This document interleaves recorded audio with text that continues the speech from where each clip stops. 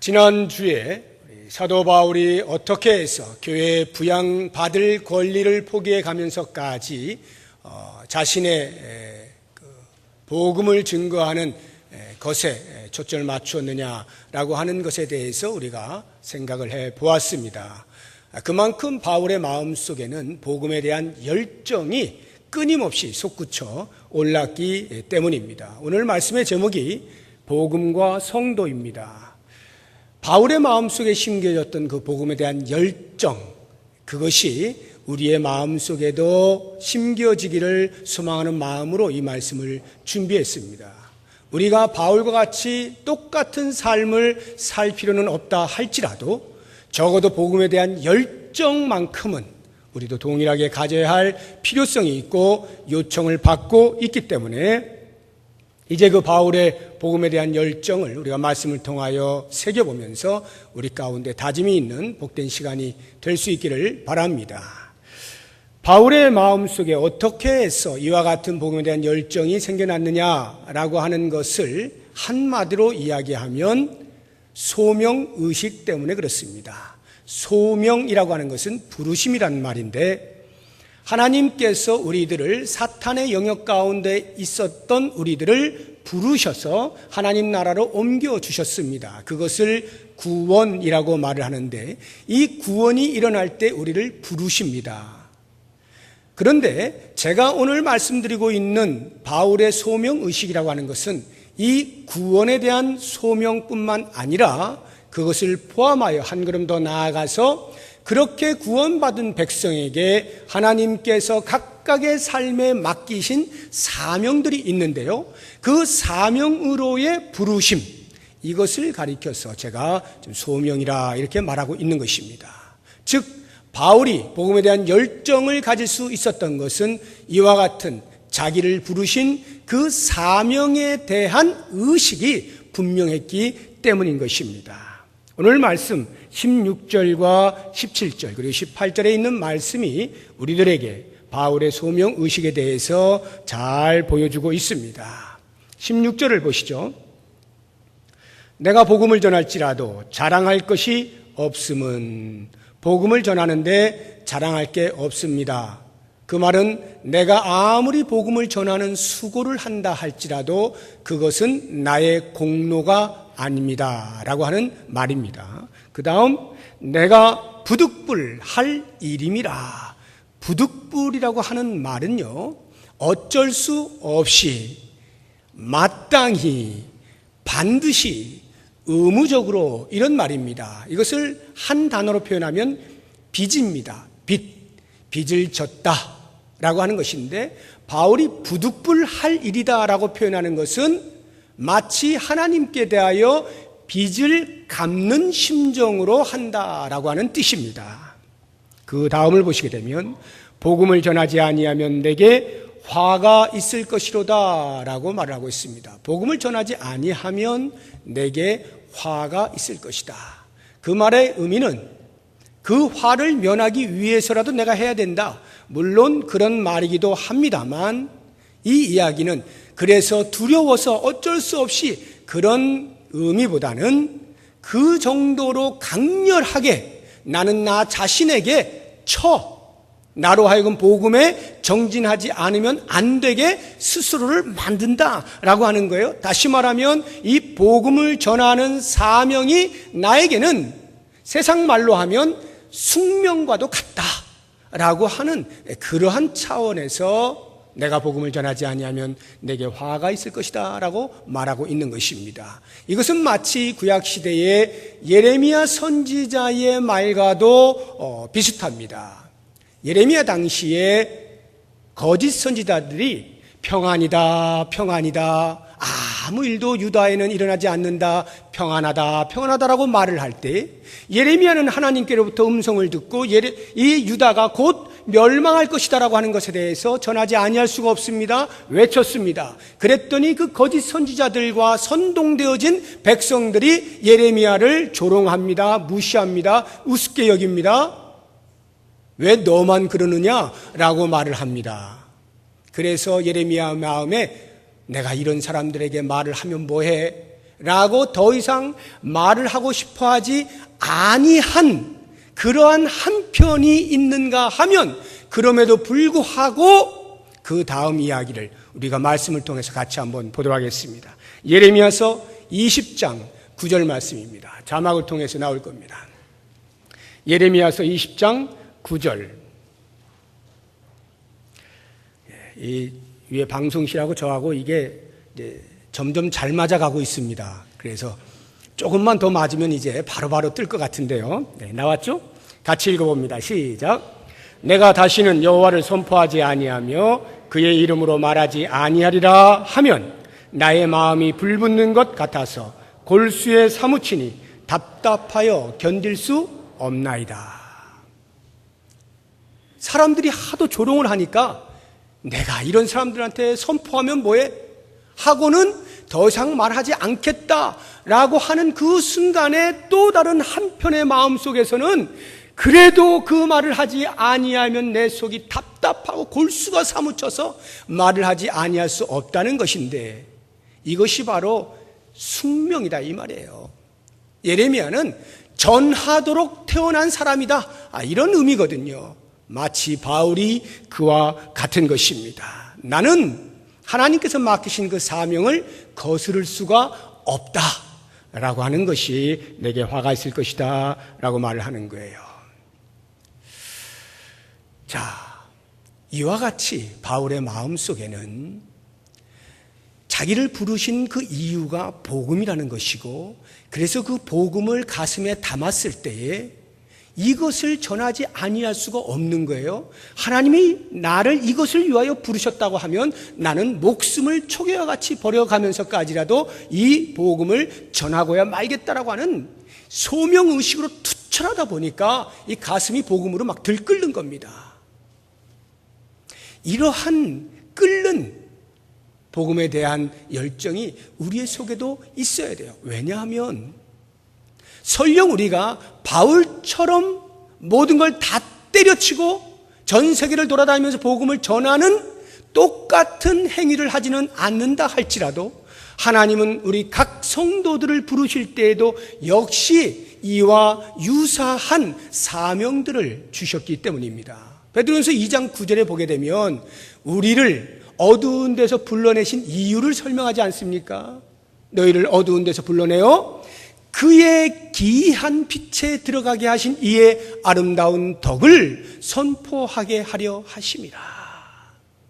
하나님께서 우리들을 어두운 데서 불러내서 사탄의 영역에서 불러내서 하나님의 그 상상할 수 없고 이해할 수 없고 다 해석되지 아니하는 신비한 하나님의 빛의 나라로 들어가게 하신 그 하나님의 아름다운 덕, 그 구원의 소식을 선포하게 하려고 우리를 어두운 데서 불러내셨다는 말이죠. 우리를 구원하신 이유와 목적이 우리로 하여금 그 복음 선포에 참여하게 하시기 위함이다 하는 것입니다. 그렇기 때문에 사랑하는 성도 여러분, 설령 우리가 전 세계를 돌아다니면서 복음을 전하는 것은 아니라 할지라도 우리의 삶의 터전 자체가 선교지인 것에 대한 인식을 놓쳐서는 안 됩니다. 그리고는 그 속에서 어찌하든지 기회를 찾아서 복음을 선포할 수 있는 이것이 바로 바울의 마음속에 심겨진 복음에 대한 열정이요 하나님께서 우리의 마음에도 심어놓으신 열정이고 이것을 깨워 하나님의 복음을 증거하는 일에 쓰임받을 수 있어야 하는 것입니다. 이와 같은 복음에 대한 열정, 소명의식으로 투철하다 보니까 바울은 이렇게 고백을 하는 거예요. 19절을 보십시오. 19절 다 같이 시작.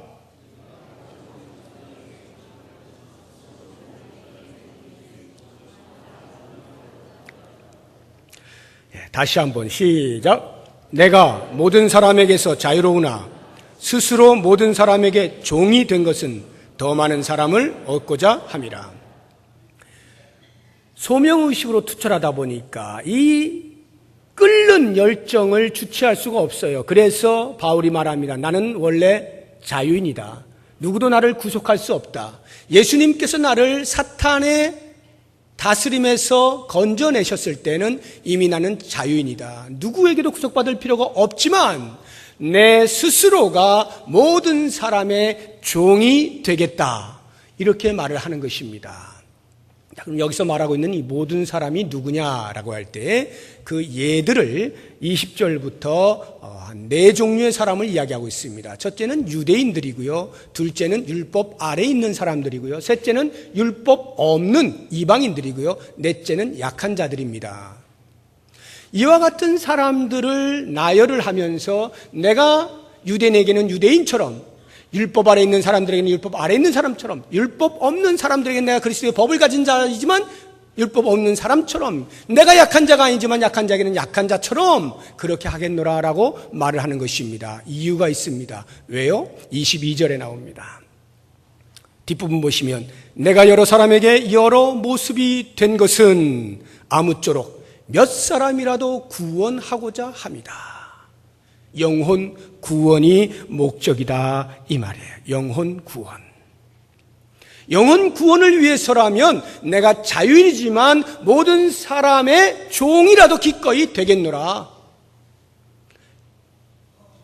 각 사람의 모양대로 내가 모습을 바꾸어 가면서까지라도 그들을 구원할 수만 있다면 나는 기꺼이 그렇게 하겠다라고 말하는 거예요. 이 말의 의미는요, 그래서 우리가 그러면 예수 안 믿는 사람에게는 예수 안 믿는 사람처럼 이라고 해가지고 죄를 짓고 있는데 같이 죄 지어가면서, 그런 의미는 아닙니다. 그 모습대로 되었다라고 하는 것은요, 만난다는 거예요. 접촉을 한다는 거예요. 내가 알고 있는 이 생명력 있는 복음, 이것을 사람들에게 어떻게 해서든지 접촉시키겠다라고 하는 그런 의미입니다. 접촉점. 우리가 등불이 있을 때 등불을 어느 누구도 말 아래 두지 않습니다. 말이라고 하는 것은 되를 말하는 건데, 되를 말하는 건데, 그 되로 등불을 되로 이렇게 해서 막아놓는 사람 아무도 없어요. 왜냐하면 등불은 보이게 하기 위해서, 밝히기 위한 목적이기 때문에 당연히 등경 위에 두게 되어 있는 것입니다. 그런데 이 등불이 만약 되 밑에 들어가 있으면 등불은 등불인데 등불의 역할을 못하는 거죠. 소금도 마찬가지입니다. 소금이 음식에 들어갈 때 짠맛을 내는 거 아니겠어요? 그런데 식탁에다가 예쁜 병에 소금을 담아놓고 구경만 하고 있으면 음식은 싱겁게 먹을 수밖에 없는 거예요. 그러니까 소금은 구경하라고 있는 게 아니라 음식에 적당히 넣으라고 있는 것이죠. 우리가 세상의 빛과 소금으로 산다라고 말을 할 때 의미는 바로 이것입니다. 세상 사람들을 만나야 된다는 거예요. 우리가 알고 있는 이 복음, 진리의 말씀, 생명을 살리는 말씀, 복음이 좋다는 것을 알면서도 그것을 교회 안에서 성도들하고만 그냥 나누면서 기뻐한다면 그것은 아무것도 아니라는 거예요. 아무 일도 일어나지 않는다는 거예요. 그런데 그것이 필요로 되어지는 사람들에게 우리를 통하여 접촉되어질 때 비로소 빛의 역할이 나타나는 것이고 소금이 맛을 내는 것입니다. 복음을 우리가 가슴에만 담고 있으면 안 되고 그 복음을 어떻게 해서든지 사람들에게, 필요한 사람들에게 나누어주고 소개하고 선포할 때 거기에서 생명을 살리는 영혼 구원의 역사가 일어나는 거예요. 사도 바울은 이 복음에 대한 열정, 소명의식으로 투철하다 보니까 바로 이 일이 일어나게 하기 위해서라면 때로 내가 별로 원치 아니하고 내가 저 사람과 함께 말 섞고 싶지 않아도 찾아가서 나누는 겁니다. 복음을 전하기 위해서라면 내가 무엇이든 하겠노라 라고 하는 것이죠. 이게 얼마나 중요한 것인지 모릅니다. 우리의 삶이 바로 이와 같은 삶으로, 복음은 진리 하나이지만 그 진리를 소개하는 방법들은 대단히 다양하다는 것을 기억하시고 그 다양성을 살려서 각 사람에게 맞는 방식으로 복음을 증거하는 것이 우리의 삶의 현장에서 우리를 통하여 일어날 수 있어야 하는 거예요. 그것이 바로 바울에게 주셨던 그 마음이 우리 속에도 있는 것이고 그것을 통하여서 하나님께서는 영광을 받으시는 거죠. 자, 그렇다고 하면 이렇게 복음을 전하는 이유가 영혼을 구원하기 위함이다 라고 하는 것인데, 그것을 총체적으로 요약한 것이 23절이거든요. 23절 같이 한번 읽어보겠습니다. 시작. 내가 복음을 위하여 모든 것을 행함은 복음에 참여하고자 함이라. 이게 요약본이에요. 복음을 위하여 모든 것을 행하는 이유가 내가 복음에 참여하기 위함이다 라고 하는 것인데요, 이 복음에 참여한다는 것, 영혼 구원을 하는 일에 쓰임받는다는 것, 이것이 과연 우리에게 어떤 유익이 있을 것이냐라고 하는 것을 우리가 같이 한번 생각을 해보려고 하는 것입니다. 복음에 참여하는 것이 어떤 유익을 가져올까? 찰스 스펄전 목사님은 세 가지를 이야기했습니다. 우리가 복음에 동참하게 되어질 때 하나님이 유익을 받으시고 교회가 유익을 얻게 되어지고 나 자신 개인이 유익을 얻게 된다, 이렇게 말씀을 하셨는데요, 하나님이 영광을 받으신다는 것이 과연 무슨 뜻일까요? 우리가 복음을 전하는데 왜 하나님이 영광을 받으십니까? 물론 하나님께서 그토록 간절히 기다리시는 잃어버린 백성을 찾는 그 일로 하나님이 영광을 받으시는 것도 있겠습니다만, 더욱 선명한 것은 이거예요. 우리가 어떤 사람들이었습니까? 전부 죄인들이었죠. 죄인 중에 괴수 아니었습니까? 그런 사람들이 변화가 되어져서 하나님 나라를 위하여 일하는 일꾼이 될 때 가장 슬퍼할 사람이 누구겠어요? 사탄이죠. 우리를 원래 지배하고 있던, 다스리고 있던 사탄이 무력화되는 것 아닙니까? 자기의 영역이 좁아지는 것 아니겠어요? 그러니 사탄이 가장 슬퍼하게 되어지고, 사탄이 가장 슬퍼하는 그 자리가 곧 하나님의 영광이 가장 잘 드러나는 곳이 될 수밖에 없죠. 사탄의 지배하는 영역에서 하나님의 다스리시는 것이 올 때 하나님의 영광이 가장 빛나는 것 아니겠습니까? 우리 같은 죄인들이 변화되어서 하나님의 말씀을 증거하는 하나님의 사람들로 바뀌어질 때, 그 일에 동참하게 될 때 사탄은 눈물을 흘리는 것이고, 거기에서 하나님은 영광을 받으시게 되는 것입니다. 사도 바울이 처음부터 사도 바울이 아니었습니다. 예수 믿는 사람들을 잡고 옥에 가두고 죽이는 핍박자 사울이 변화되어 바울이 된 것이고요.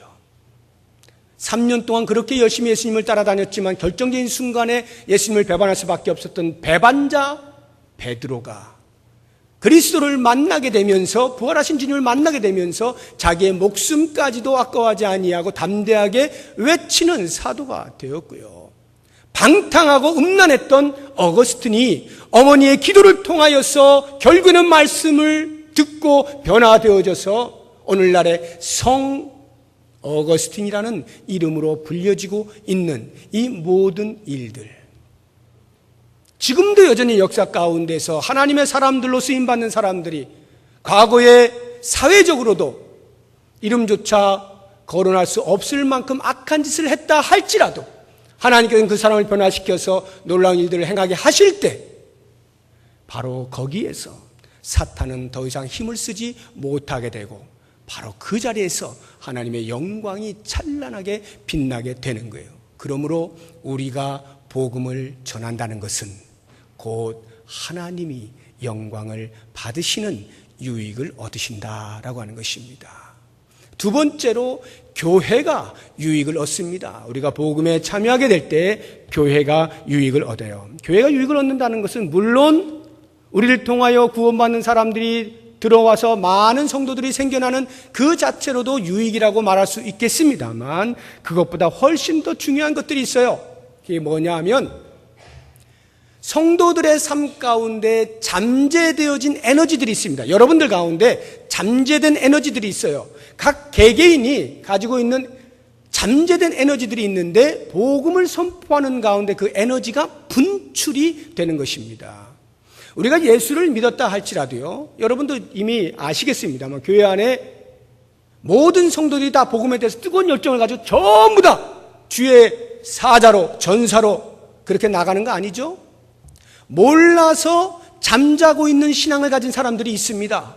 또는 아는데 여러 가지 이것저것 부닥치다 보니까 실망해가지고 아유 그럴 바에는 그냥 난 조용히 그냥 나 혼자 신앙생활 하면서 그냥 그렇게 살 거야 라는 사람들도 있어요.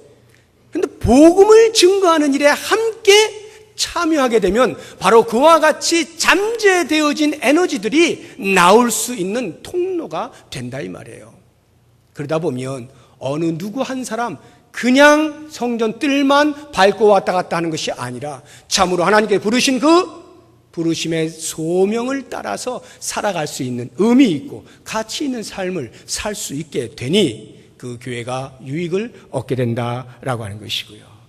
두 번째로 복음에 참여하게 되면 교회가 어떤 유익을 얻느냐 하면 마음이 하나 되어지는 연대감을 갖게 되는 유익을 얻게 됩니다. 목표가 같으면 같은 곳을 향하여 바라보면 마음이 저절로 하나가 될 수밖에 없어요. 그래서 외부의 선교 단체들을 보시게 되면 일사불란하게 움직이지 않습니까? 왜? 목표가 뚜렷하거든요. 그 뚜렷한 목표를 놓고 모여든 단체들이기 때문에 마음들을 모아서 그 목표를 이루어내는 일에 연대감을 가지고 활동을 하는 거예요. 그래서 일반 기성교회보다 훨씬 강력한 복음전도의 전초 기지들이 바로 선교 단체들입니다. 그렇다고 하면 우리 교회도 역시 마찬가지로 우리가 복음을 선포한다라고 하는 이 복음에 참여하는 일로 마음들을 모으고 성도들이 함께 일어나게 되면 그 같은 목표를 향하여서 마음들이 저절로 하나가 되어지는 거예요. 우리가 마음이 나누어지는 이유가 무엇입니까? 목표가 뚜렷하지 않기 때문이고 우리가 무엇을 해야 될지 알 수 없을 때 오늘날의 교회는 이 교회의 조직을 유지하고자 하는 것에 우리의 에너지가 빼앗기게 될 때 그때부터 그 에너지는 전부 소모 에너지가 됩니다. 낭비하는 에너지가 되고 말아요. 너는 왜 네 위치를 지키지 않느냐? 너는 왜 네 자리를 지키지 않아? 이런 것들로 시시비비를 가리다 보면 이미 에너지는 다 빠져나가고 정작 세상을 향하여서 영적인 전쟁을 벌여야 하는 그 시점이 되면 우리는 아무것도 못하는 거예요. 힘이 없어요. 이미 안에서 출혈을 다 해버렸거든요. 여러분 차가 움직이려면 배터리가 있어야 되잖아요. 그 배터리가 방전이 되면 시동을 걸어도 안 걸립니다. 배터리가 방전이 되는 것은 예를 들어서 오랜 시간 차 문을 열어놓으면 방전이 되죠. 우리가 교회에서 우리 내부의 문제들로 이것저것을 계속 씨름하다가 보면 우리도 모르는 사이에 방전이 되는 거예요. 그래서 이제는 우리가 세상을 향하여서 복음을 증거해야지 하고는 시동을 켜는데 막상 켜려고 하는데 없어요. 다 빠져나간 거예요. 이런 일이 벌어져선 안 되는 거죠. 그렇기 때문에 언제나 차 문 단속 잘하고 배터리가 방전되지 않도록 잘 유지시키고 그래서 언제든지 원하면 시동을 켜서 갈 수 있어야 되는 거죠. 우리 교회가 복음을 향하여서 한 방향을 가지고 같이 마음을 모아서 나아가게 될 때 교회는 교회될 수 있어요. 오늘날의 교회는 반드시 선교적 교회로서의 사명을 감당할 수 있어야 됩니다. 저는 그런 면에서 제 마음속에 늘 있어 왔지만 실제로 저의 부족함 때문에 실현을 잘 하지 못하였던 부분들에 대해서 같이 좀 나눠보려고 해요. 우리 교회가 선교의 부분에 대해서 전혀 안 하는 것은 아닙니다만 심히 부족합니다. 제 눈에는 심히 부족해요. 물론 캄보디아에 한 분을 파송을 하기도 했고 또 협력하기도 하고 또 조그마한 연약한 교회를 돕고도 있습니다만 지극히 미미한 숫자입니다. 우리는 그 정도로 해서 만족할 수 있는 교회가 아닙니다. 사실 훨씬 더 많은 일을 할 수 있는데도 불구하고 왜 우리가 거기에 눈을 돌리지 못하느냐? 내부가 불안하다라는 것입니다. 내부적으로 탄탄하지 않다는 것이에요. 이것을 하려고 하다 보니까 외부적으로 눈 돌릴 틈이 없다는 것이죠. 그런데 여러분 거꾸로 생각하면 그 일을 안 하기 때문에 끊임없이 내부의 일이 일어나는 거예요. 끊임없이 내부의 일이 일어나요. 저는 생각합니다. 우리가 이제는 안의 것들에 대해서 너무 우리의 마음들이 빼앗기지 말고 마음을 밖을 향하여 바라보자. 주님이 원하시는 것이 무엇인가, 우리 교회를 통해서 일하시기 원하시는 것이 무엇인가에 대하여 함께 초점을 맞추고 그 일에 전심전력을 하게 되면 우리도 모르는 사이에 이미 자기 치유가 되고 있다는 것을 경험할 수 있는 거예요. 웬만한 바이러스들이 힘을 못 쓰는 겁니다. 적당히 해가지고 다 쫓겨나는 거예요.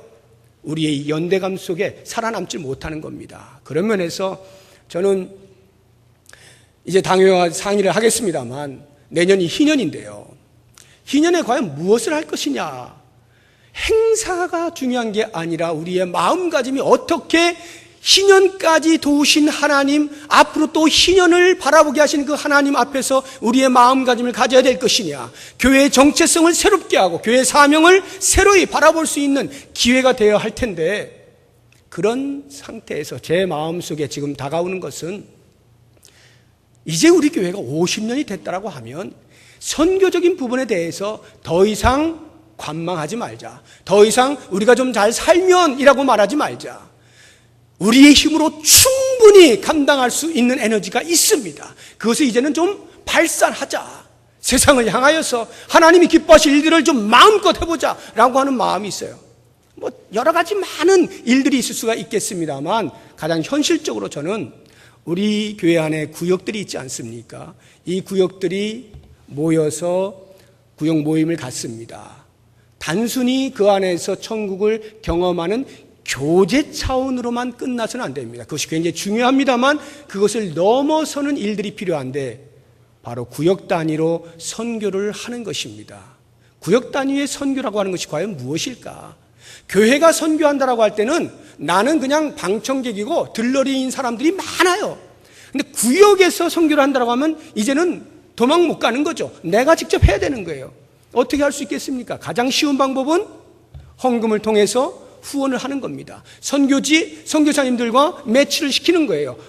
개척교회, 연약한 교회들 매치하는 거예요. 그래서 그 구역들이 실제로 후원도 하고 그게 얼마가 되었든지 한 구역에 할 수 있든지 없든지 그럼 두 구역, 세 구역이 모여서라도 아무튼 그렇게 후원도 하고 그 소식들을 끊임없이 주고받으면서 계속 구역에서 그것을 위하여 기도하고 그리고 기회가 된다면 기회를 만들어서 그 선교지를 방문도 하고 1년에 한 차례가 됐든 두 차례가 됐든 방문하면서 실제로 우리의 눈을 떠서 선교 현장을 바라보고 그러면서 복음에 대한 뜨거운 열정들을 좀 불러일으키고 이런 일들이 구역에서 일어나게 될 때 아마 처음에는 또 힘들 거예요. 이거 안 하던 거 하려면 뭐 몸이 또 뻐근할 겁니다. 근육이 뭉치겠죠. 그러나 계속 하시다 보면 그 안에 생명이 있다는 것을 경험하게 되어지고 그렇게 해서 구역들이 팔팔 좀 살아났으면 좋겠어요. 하나를 향하여서 우리 모두가 방향을 맞추어서 같이 마음을 품었으면 좋겠어요. 그러면 우리도 모르는 사이에 연대감이 생기면서 하나님 나라를 위하여 쓰임받는 교회가 될 줄로 믿습니다. 교회가 우리가 복음에 참여할 때 어떤 유익을 얻게 되는가? 지난주에 그 아기를 낳았다고 했잖아요. 우신혜 집사님이 쪼만해요. 근데 쪼만한 사람이 쪼만한 애를 낳았어요. 2.7kg인가 아주 정말 조그맣게 낳더라고요. 그래서 제가 가봤는데 와 너무 귀여운 거예요. 뭐 이목구비가 뚜렷하고 너무너무 귀여워요. 그런데 그 할머니 할아버지죠. 우경석 집사님하고 김현숙 권사님 입이 이렇게 찢어져 가지고 다물질 못해. 이거는 뭐 다무시오라고 해서 다물어지는 게 아니에요. 그냥 좋은 거예요. 너무 좋은 거죠. 제가 봐도 좋은데 할아버지 할머니야 말할 것도 없잖아요. 얼마나 좋은지. 애가 태어나면 그냥 좋게 돼 있어요. 기쁨이 있게 돼 있어요. 여러분 영적인 아기가 태어날 때도 마찬가지입니다.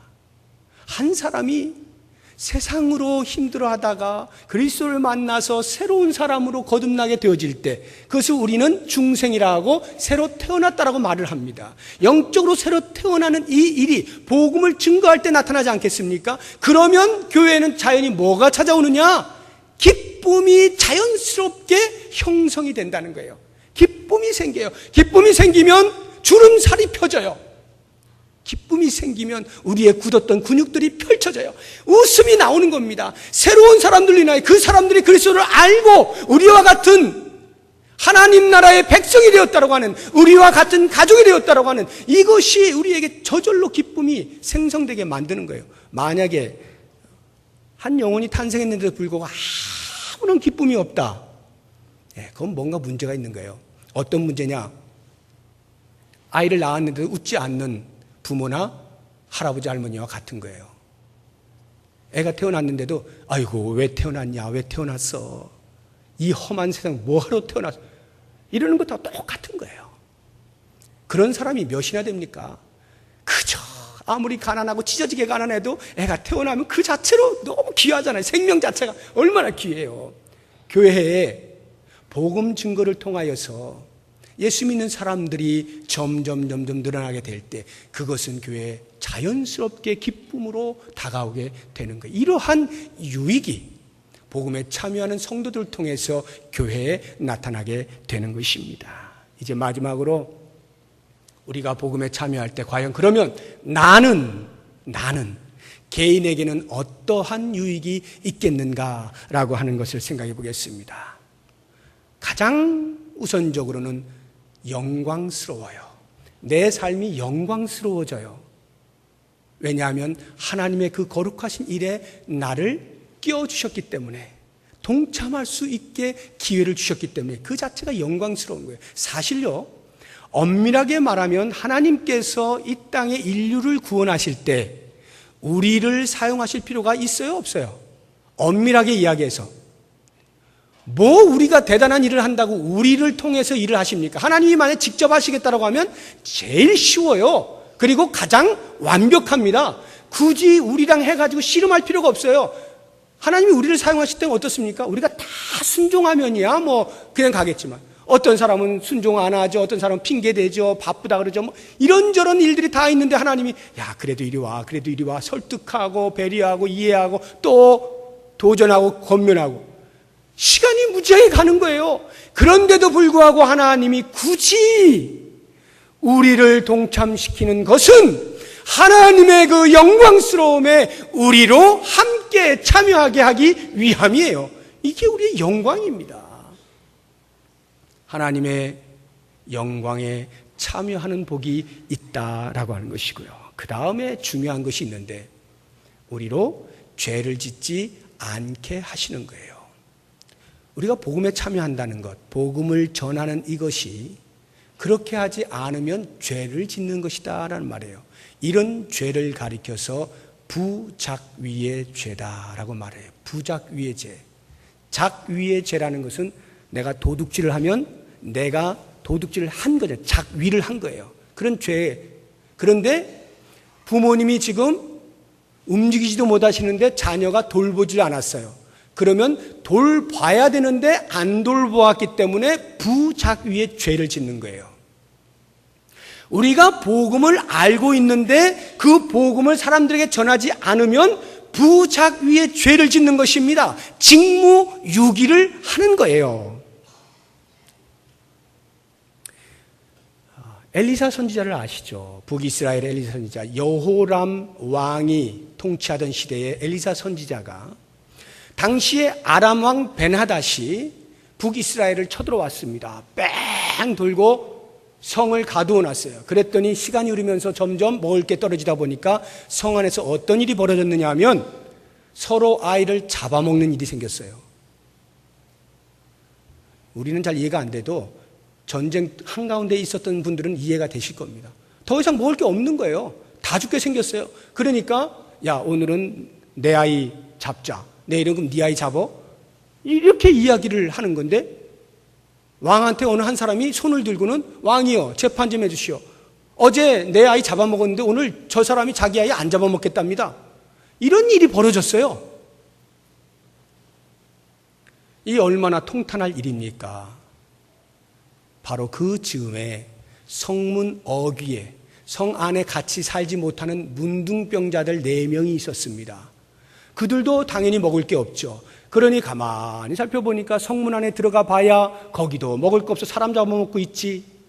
여기 앉아 있어 봐야 또 굶어 죽지. 이러나 저러나 우리가 죽는 건 매 한 가지다. 그래서 그들이 결정한 게 뭐냐면 아람 군대로 들어가서 투항하자. 항복하자. 그러면 실컷 먹고라도 죽자. 이래가지고 4명의 문둥병자들이 포위하고 있는 아람 군대에 쳐들어갔는데 웬걸요? 아무도 없는 거예요. 군인이 하나도 없어요. 그 사이에 하나님께서 그들의 눈을 열어서 엘리사의 기도를 통하여 많은 사람들을 보게 만들고 그들의 귀를 열어서 엄청난 군대의 소리를 듣게 만든 거예요. 깜짝 놀라가지고 모든 군인들이, 아람 군인들이 다 혼비백산해서 다 도망가 버린 거예요. 아무도 없어요. 그 군 진영에 먹을 게 그대로. 4명의 문둥병자 어떻게 했겠어요? 앉아서 실컷 먹고 금은 보화 다 챙기고 이제 어떻게 할까 하다가 갑자기 서로 이야기하기 시작했습니다. 우리가 지금 뭐 하고 있는 거지?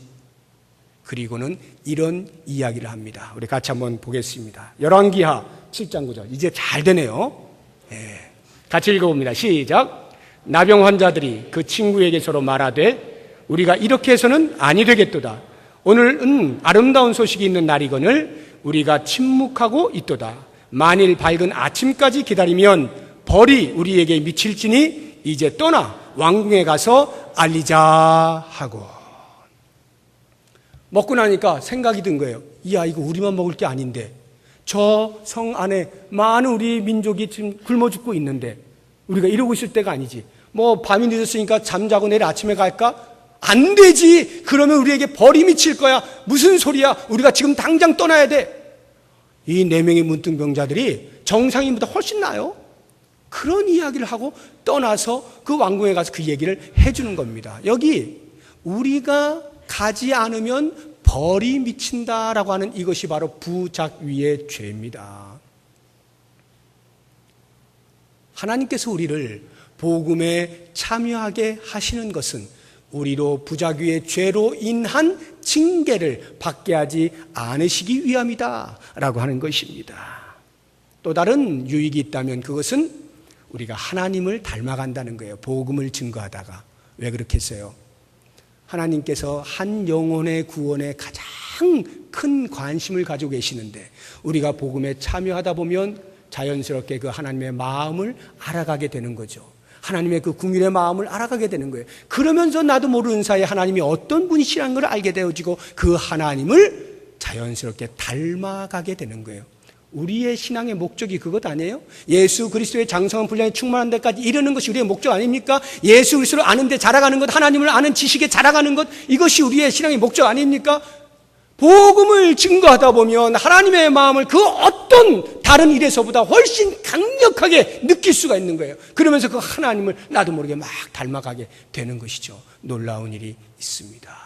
마지막으로 한 가지만 더 유익한 것을 보자고 하면 그것은 복음을 증거할 때 복음 자체가 갖는 그 생명, 그 생명력이 나에게 임하는 거예요. 다시 말하면 내 삶이 생기가 돈다는 거죠. 활력이 생긴다는 거예요. 복음을 증거하면 없는 시간에 그거야 힘들고 지치고 피곤하고 한번 갔다 오면 다리 통통 붓고 이럴지 모르지만 복음 자체가 생명이기 때문에 그 생명을 전하고 생명을 나누고 그래서 생명을 얻는 일을 우리가 목도하게 될 때 우리도 모르는 사이에 가장 보람있고 가장 가치 있는 일들을 하게 되면서 삶의 생기가 도는 거예요. 살만 나는 거죠. 한마디로 나 같은 사람을 통해서 이렇게 놀라운 일들이 일어날 수 있다니, 나도 이렇게 쓰임받을 수 있다니 살만 나는 거예요. 사랑하는 여러분, 이 복음에 대한 열정, 이것은 바울에게만 심어주신 것이 아닙니다. 하나님께서 우리를 부르실 때 각 성도들의 마음 가운데 다 심어 놓으신 거예요. 그러므로 우리는 오늘 우리 속에 있는 이 복음에 대한 잠자고 있는 열정을 깨워야 됩니다. 깨워야 돼요. 그래서 우리의 삶의 현장이 선교지인 것을 알고 만나는 사람마다 접촉을 통하여 복음을 나누어 주어야 하고 그 복음을 나누는 일을 통하여서 하나님께 영광, 교회의 유익, 내 자신이 부유를 누릴 수 있는 놀라운 복을 받으시기를 주의 이름으로 축복합니다. 이 시간에 우리 같이 기도하는데요. 먼저 이 찬송 같이 한번 힘차게 부르고 같이 통성기도 했으면 좋겠습니다. 우리 전도할 때 이 찬송 많이 부르는데 505장입니다. 505장 온 세상 위하여 이 찬송 부르고 나서 같이 통성으로 기도하겠습니다.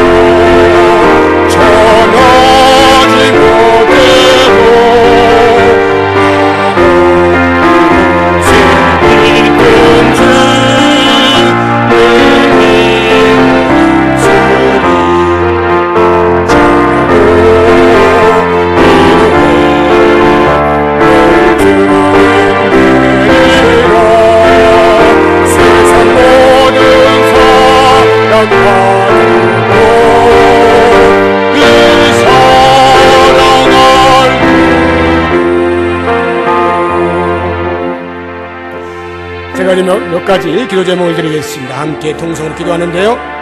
복음을 위해서 내가 주님의 부름을 받았다고 하는 이 사실을 분명히 깨달을 수 있도록 도우시옵소서 기도하시고, 영혼 구원을 위해서 누구든지 만날 수 있게 하여 주시고 그들과 공감대를 형성할 수 있는 지혜를 허락하여 주옵소서 기도하시고요. 마지막으로 복음에 참여함으로 하나님께 영광, 교회와 나 자신에게 유익을 얻는 복을 누리게 하여 주옵소서.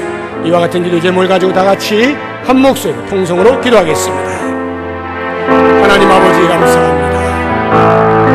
바울에게 주셨던 복음의 열정 우리들에게도 심어주신 것을 감사합니다. 그러나 우리의 마음속에 심겨진 이 복음에 대한 열정을 우리가 혹이나 놔두어 두고 있지는 아니하였습니까? 깨어나지 못한 채 오랫동안 잠자고 있지는 아니하였습니까? 하나님이 오라는 우리의 심령을 깨우쳐 주시옵소서. 바울을 사용하여 주신 하나님, 바울을 통하여 전 세계의 복음을 흘러가게 하신 주님, 우리를 통하여서 우리의 있는 그 지역과 우리의 삶의 현장이 변화되어 있는 역사가 일어날 수 있도록 인도하여 주시기를 원합니다. 우리가 너무나 오랫동안 우리 안에서 우리 자신을 지켜내는 것으로 힘들어하지 아니하였습니다.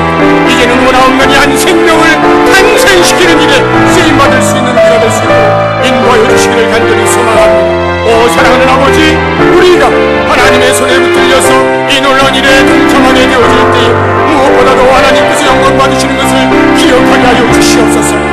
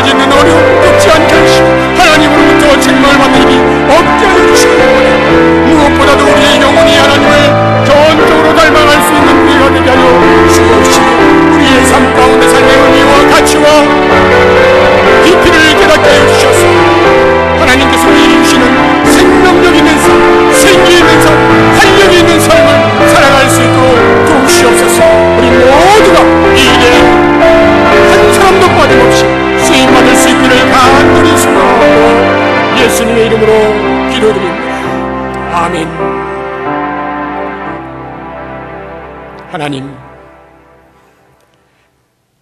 혹시나 우리가 잠자고 있었습니까? 혹시나 우리가 외면하고 있었습니까? 우리의 속에 심어주신 복음에 대한 열정이 깨어나기를 원합니다. 바울을 사용하셨던 주님, 우리를 사용하여 주시옵소서. 하나님 영광 받으시고 교회가 교회되게 하시고 하나님께서 우리에게 주시고자 원하였던 개인의 복된 삶이 복음 증거를 통하여 부요함을 누릴 수 있도록 복의 복을 더하여 주시옵소서. 예수님의 이름으로 기도드립니다. 아멘.